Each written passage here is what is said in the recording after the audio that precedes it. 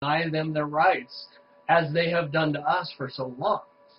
And it was impressive to me that it is true that these forces that have been enacted that have been used to scare the hell out of everybody for so long could work against the same forces that produced them. Okay, and that's what impressed me so much when I began to question, this information. And all of the pieces were put into place for me to understand. Okay, so then the next question I had was, okay, sure, and this kind of ties back to his initial interview with Camelot, in that he stated timeline 1 and timeline 2, inevitably whatever is done to create and bring about timeline 2 brings about a paradox that also forwards or allows for timeline 1 to be advanced. So inevitably there's this paradox. I'm like, okay, I can kind of, if I stay open and listen and try to discern, I can see that. But then my next thought was, well, couldn't they just arrest them anyway? Like, if this was what their plan was, couldn't they just do it? And you have to think back when Obama was first elected, perhaps, like Bill started off today saying, is that, yes, maybe, however, it might be more effective if you had somebody in place documenting and under the impression that they were co-opted, so that they could execute orders and potentially document where these orders came from, how this all worked from the inner side once they were agreed co-opted, And I think everybody could understand if you take a minute and put yourself in the shoes of the president.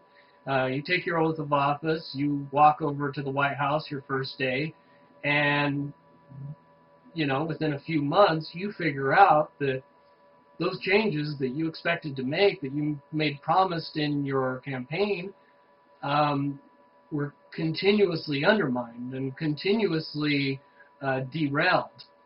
And the industry and the capitalism and the profit making was going to continuously. The one that stuck out, yeah, when you said it that way, the one that stuck out in my mind is that Obama had, kind of supported the automobile industry, but more specifically, there was solar technology that he got behind, and then all of a sudden it was flipped, and the IRA came in and took it down. Do you remember? There was a solar company. Right. And so there's all these oh, okay.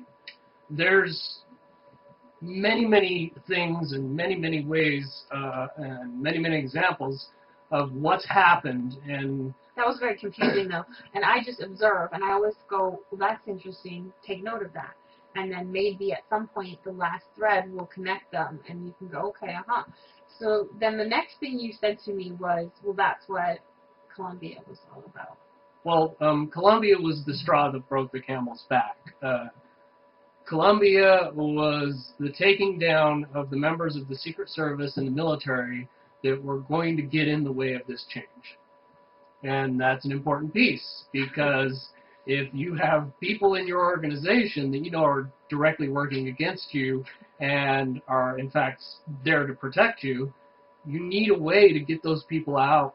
To shine a light on them. To shine a light on them, maybe not by not saying something that the media would be quickly overriding and distracting from, but to do it in a way that, quite frankly, Americans are comfortable with. Okay, and sex scandal is a good way to, have the sentiment of the American public go, oh, well, had to be done. Which is interesting and ironic. Didn't you mention something about potentially there was a threat for? Well, yes. Once the presidency exposed their cards and the powers that be realized that he wasn't on board and he was about to take them down, I think you can I think President Kennedy would come back from the grave and testify that there's a real threat. And that threat needed to be eliminated.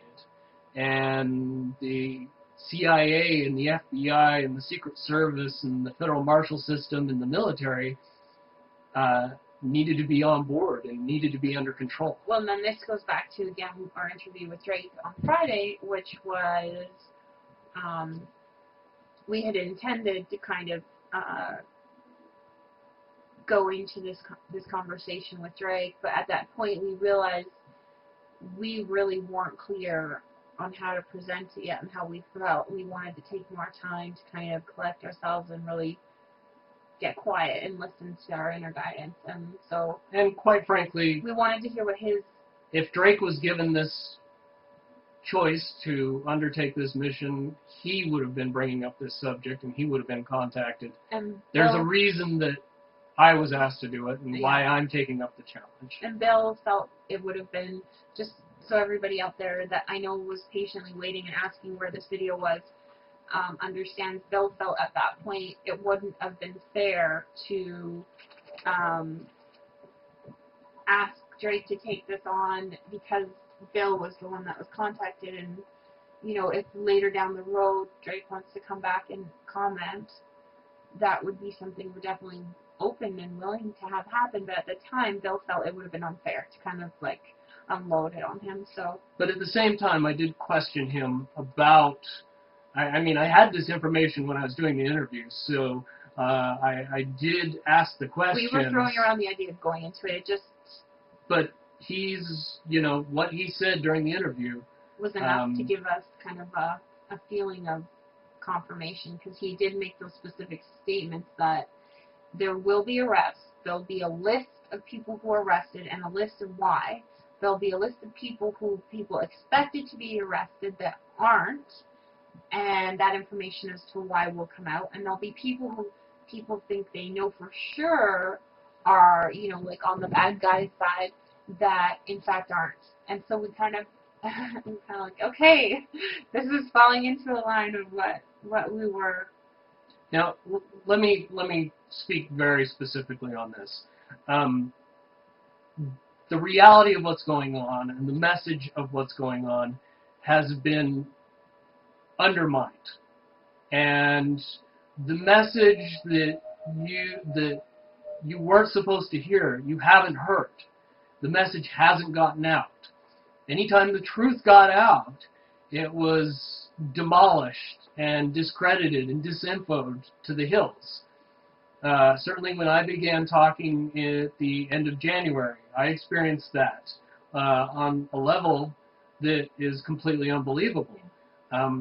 Why would people take so much time, so much energy, and so much effort to discredit me, the disinfo guy, from putting out information if it wasn't true? Mm-hmm. So I think I need to express to people that the reason that people are discredited and that the wave of information is thrown at them to back them down and to keep them from putting out their story, and absolutely unbelievable efforts to use the judicial system to take them out. And Bill said a good rule of thumb to weed out information that's mostly accurate to that is mostly disinfo is the number of naysayers that get on and try and heckle usually indicates that. Well, and I mean, of course, that's not, you can't just use that. But let's say this. We're expecting to be heckled. People, there are people out there, both government agencies and private agencies, that do the exact same job. They hire people to get out there and to muddy the waters and to discredit information and to obscure the truth. And it is a massive industry. It is a huge effort. So one last thing I'd like to add is, at this point, what is important is perhaps not about who you're going to vote for or whether or not Obama is the best next president. We don't even need to get into that. No, that's not what this is about. What's going to happen with the elections and the presidency very soon are not going to be what anybody expects. Well, and that's the thing is, what it's about, this is more about the fact that there is a level of fear around how all of these mass arrests are going to go down. And what brought me peace of mind is almost like this was the next puzzle piece for you to have gotten this information. It was almost like, well, that makes sense how when this change comes, if there's all of these companies that, you know, the water and the gas and the power, and you have Obama taking, you know, legislative steps to try and ensure that these resource companies are going to be maintained. This kind of, as bad as all of these steps have looked, if you think about it from the idea of the paradox in Timeline 1, Timeline 2, and Bill's first interview, you can kind of see how, wow, there actually might be some really beautiful news in this, and you can almost see how this is possible. Right when if you just stay open to the information, then it's actually really quite exciting. So let me kind of put down a hypothetical situation and demonstrate to people how this, the basic outline of these steps can go down. With the cooperation of the presidency and all of these measures that exist to take over the country. Well, and Jack said something about the chief, right? Chief has to have the power. Well, now the presidency has the power to basically take over the country. The Keenan lawsuit. Liens have been placed against all 12 Federal Reserves and the G7 countries. The president has restored America to the International Criminal Court and international laws.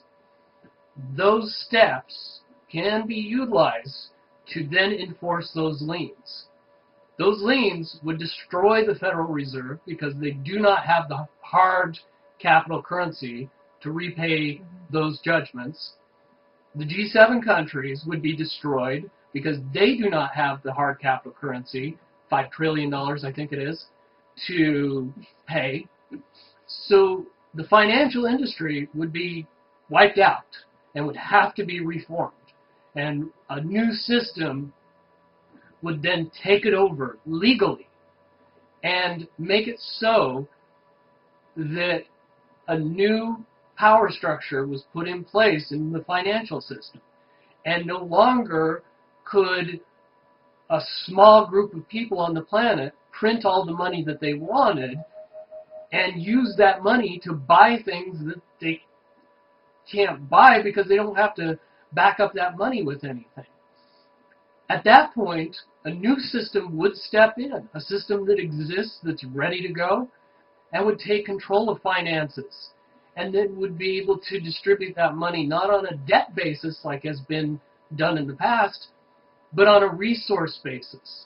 And when we use that new system, money would then go to free energy products, humanitarian projects, resource development projects, and reclamation projects. We would then be able to fix the problems that we know exist, that have been created. Nuclear power, it's a disaster. Fukushima, it proved that to us. And if you look at Lauren Moray's video, she talks about the nuclear issues in the United States and the fact that the storage isn't actually an accurate means to control the side effects of nuclear production, and that we're actually becoming infected our soil and our water from our inaccurate means of storage, and that's something that we need to look at cleaning up